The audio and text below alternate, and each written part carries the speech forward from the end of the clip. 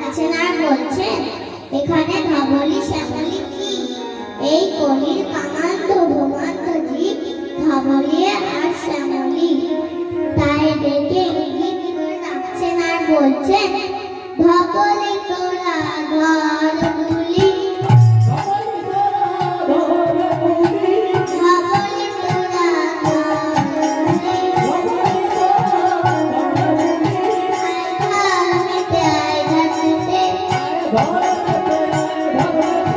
থাকি শোনায়ার ওই পাপেতে, আয় ঘর মেতে আয় ঘর মেতে,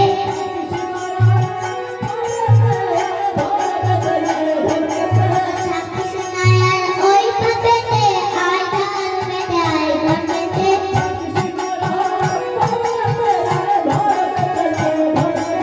থাকি শোনায়ার ওই পাপেতে, আয় ঘর মেতে আয় ঘর মেতে।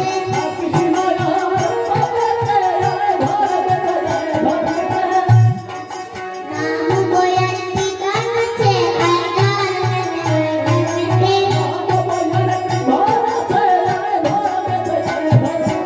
মামু বইয়ার কি গান আছে, আয় ঘর মেতে আয় ঘর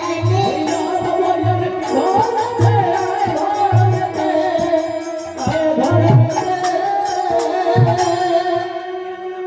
কেননা দেবানন্দ গোস্বামী বলেছেন, মধুর শ্রী নাম ভজ নাম চিত্ত নাম কর সার, এক নাম চতুর্বে মন্ত্র নাহি আর।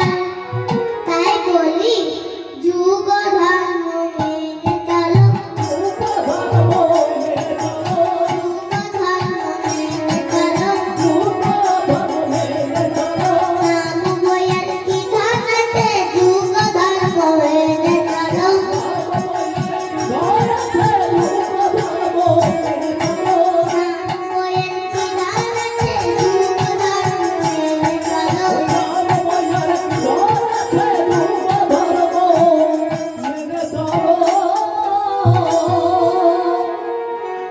আর বলে শ্যামলী, শ্যাম্য ভাব অবলম্বনে শ্যামলী।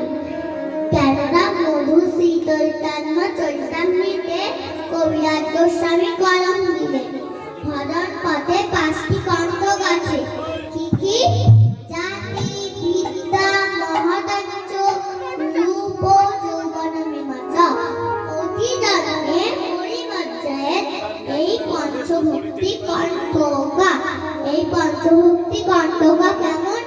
যেমন শেকুলের কাটা গো,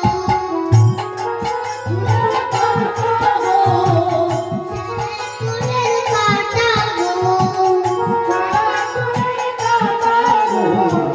লাগলে পরে আর ছাড়ে না, শেকুলের কাটা গো, লাগলে পরে আর ছাড়ে না, শেকুলের কাটা গো। প্রাণাকুল করে তোলে শেকুলের কাটা গো,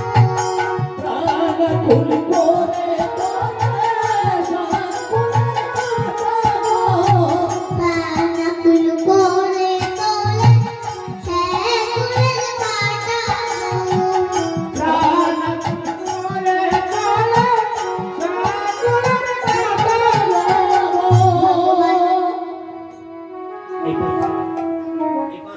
এই 5টি কণ্ঠ উৎসাহিত করে বা ত্যাগ করে এই 5টি ভাব ধারণ করিতে হয়। কি কি? শান্ত, দাস্য, সখ্য, বাৎসল্য, মধু। মধুরে যেন না হয় তিক্ত, বাৎসল্যে যেন না হয় তাৎসল্য, সখ্যে যেন না হয় অসখ্য, আর দাস্যে যেন না হয় ঔদাস্য। কেননা এমন শান্ত শিষ্ট না হলে তার কখনো ভগবত কৃপা লাভ হয় না। এ তো মুখের কথা না,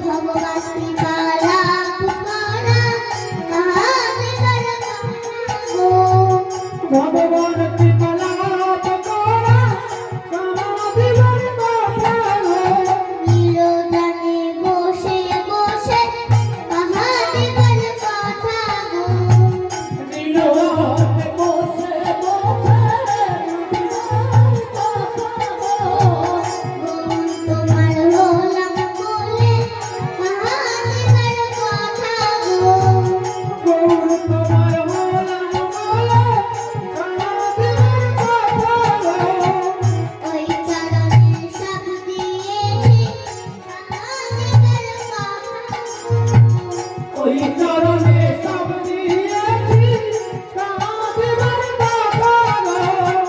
ওই চরণে সব দিয়েছি কাঁদিবার কথা গো। ওই চরণে